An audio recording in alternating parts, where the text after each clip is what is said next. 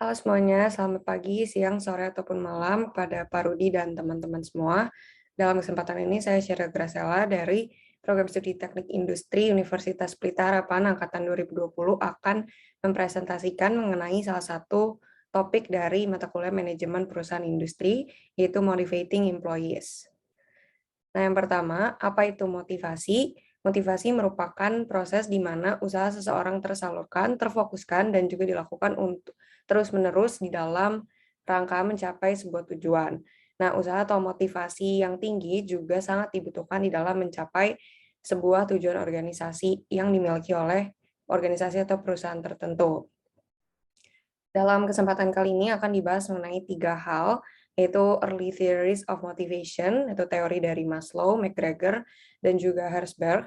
Lalu Contemporary Theories of Motivation, yang mencakup Goal Setting Motivation Theory, Designing Motivation Jobs, dan juga Equity Theory. Dan yang terakhir adalah Current Issues in Motivations, atau isu atau permasalahan yang belakangan ini terjadi di dalam hal motivasi. Yang pertama, masuk ke Early Theories of Motivation, itu teori dari Maslow, atau Maslow's Hierarchy of Needs, teori kebutuhan Maslow, yang mana teori ini kita ketahui dilakukan dengan memenuhi kebutuhan pada tingkat yang lebih rendah hingga yang paling tinggi. Dan untuk kebutuhannya dapat dilihat pada segitiga ini, di mana untuk level terendah yang harus terlebih dahulu dipenuhi menurut Maslow adalah physiological, kemudian safety, social esteem, dan juga self-actualization. Nah, teori yang kedua adalah dari McGregor's, yang adalah teori X dan teori Y, yang mana untuk teori X di sini memiliki asumsi bahwa pekerja tidak suka bekerja, malas, menghindari tanggung jawab, dan juga dipaksa untuk melakukan pekerjaan.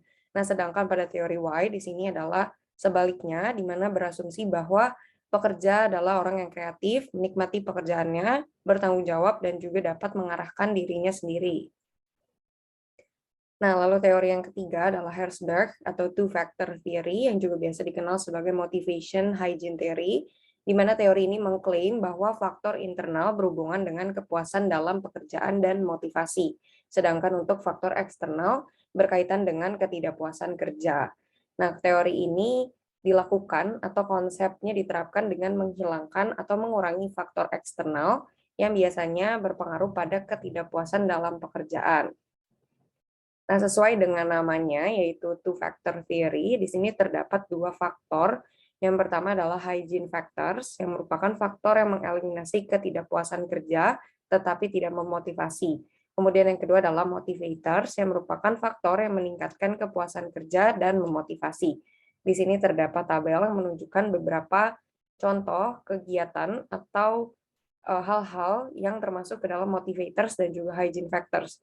Salah satu contoh untuk motivators di sini adalah responsibility atau tanggung jawab, sedangkan untuk hygiene factors adalah salary atau gaji yang paling sering atau sudah tidak asing lagi kita ketahui.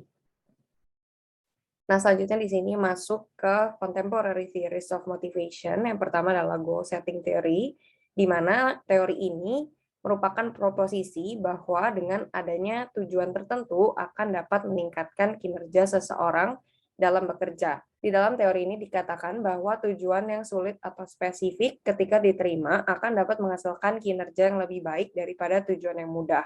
Nah, di dalam teori ini juga terdapat komponen atau faktor dari self-efficacy atau efikasi diri yang merupakan komponen di mana ketika seseorang percaya bahwa dirinya mampu melakukan sebuah pekerjaan. Nah, yang kedua di dalam contemporary theories adalah designing motivating jobs yang terdiri atas 6 komponen di sini. Yang pertama adalah job design, itu mengkombinasikan pekerjaan menjadi suatu keutuhan. Kemudian job scope, yaitu banyaknya jumlah pekerjaan berbeda yang dibutuhkan dan pengulangan yang dibutuhkan. Selanjutnya job enlargement, yang merupakan ekspansi horizontal sebuah pekerjaan, yang merupakan dampak dari meningkatnya job scope atau cakupan pekerjaan.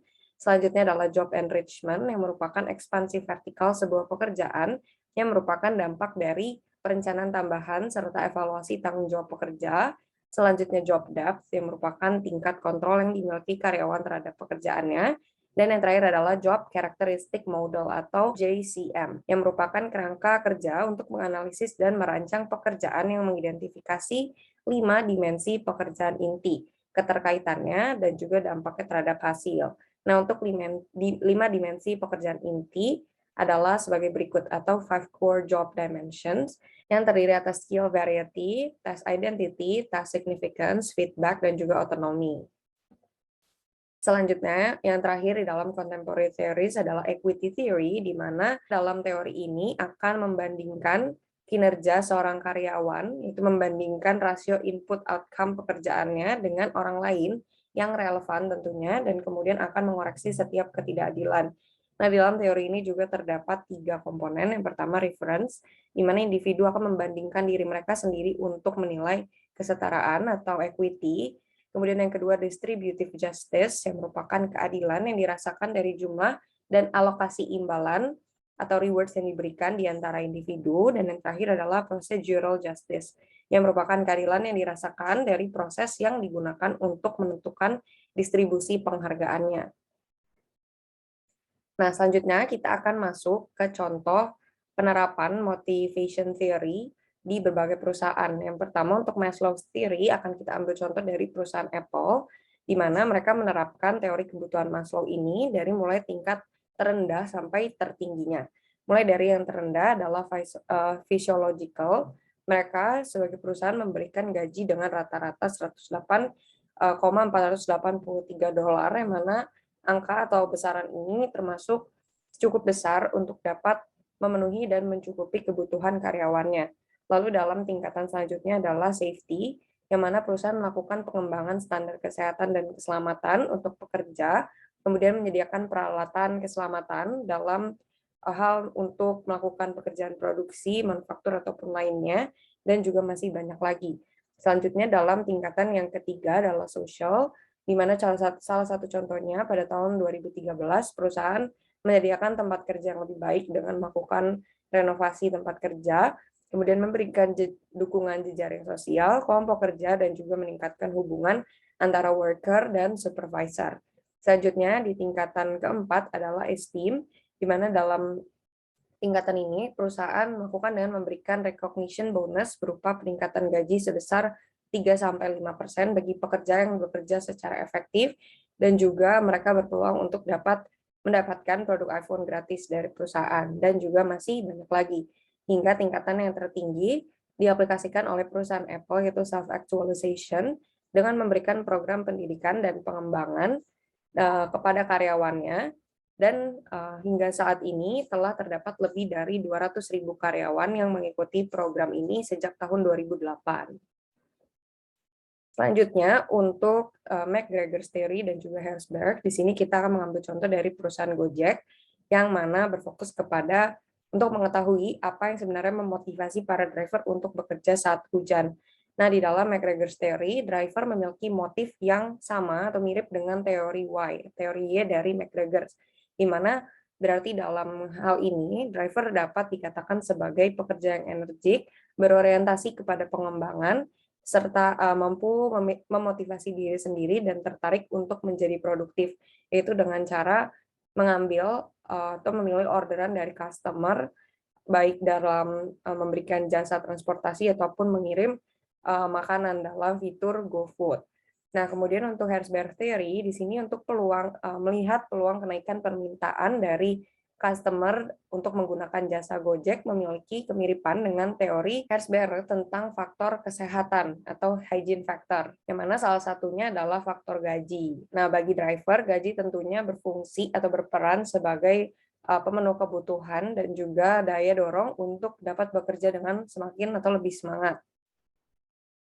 Nah, selanjutnya untuk contemporary theories, di sini tidak ditemukan banyak contoh yang sangat spesifik pada perusahaan-perusahaan tertentu yang menerapkan contemporary theories, namun di sini dapat dilihat salah satunya pada perusahaan Tokopedia yang menerapkan goal setting theory, di mana tidak dituliskan atau tidak diperoleh informasi secara eksplisit tentang goal setting theory ini, namun dapat dilihat bahwa perusahaan Tokopedia menerapkan 3 nilai dalam berkarya, yaitu focus on consumer, growth mindset, and make it happen, dan make it better.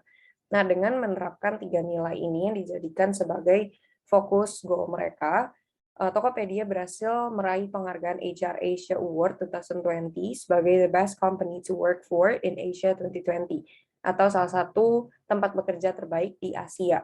Yang mana penghargaan ini mereka raih berdasarkan hasil penilaian yang dilakukan langsung oleh survei yang kepada kepuasan motivasi karyawan yang dilakukan oleh HR Asia. Nah, yang mana Tokopedia juga dengan pencapaiannya ini berharap dapat terus dapat menjadi suatu perusahaan yang mengakselerasi adopsi platform digital bagi sebanyak-banyaknya pegiat usaha lokal, khususnya juga UMKM, demi membantu mereka bertahan di tengah situasi pandemi di Indonesia saat ini. Nah, setelah membahas berbagai teori dari motivating employees, selanjutnya adalah current issues in motivation atau beberapa permasalahan yang belakangan ini dihadapi. Yang pertama dalam harus memotivasi di dalam situasi ekonomi yang sulit, kemudian mengelola tantangan motivasi lintas budaya, mengelola tantangan motivasi dalam waktu kerja yang fleksibel dan juga beragam, memotivasi kelompok pekerja yang unik serta spesifik, kemudian memotivasi profesional, memotivasi pekerja rombongan, dan juga memotivasi pekerja berketerampilan rendah dan dengan gaji yang minimum. Berikut adalah sumber referensi yang saya gunakan dalam menyusun topik pada presentasi materi kali ini. Dan demikianlah presentasi yang dapat saya sampaikan kali ini. Mohon maaf jika ada informasi yang masih kurang lengkap atau kurang tepat dalam penyampaiannya. Dan mohon maaf juga jika ada kata-kata yang kurang berkenan. Atas waktu dan perhatiannya saya ucapkan terima kasih.